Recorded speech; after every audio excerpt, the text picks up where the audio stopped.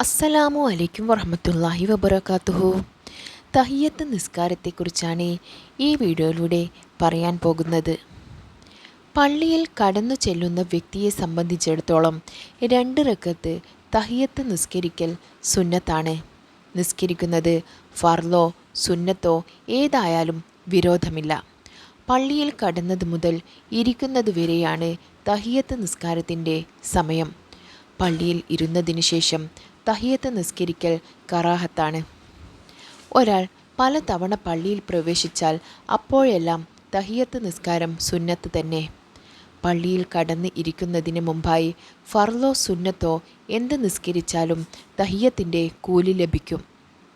നബി സല്ലല്ലാഹു അലൈഹി വസല്ലമ പള്ളിയിൽ കടക്കുമ്പോഴെല്ലാം തഹിയ്യത്ത് നിസ്കരിക്കുകയും അതിനായി പ്രോത്സാഹിപ്പിക്കുകയും ചെയ്തിരുന്നു.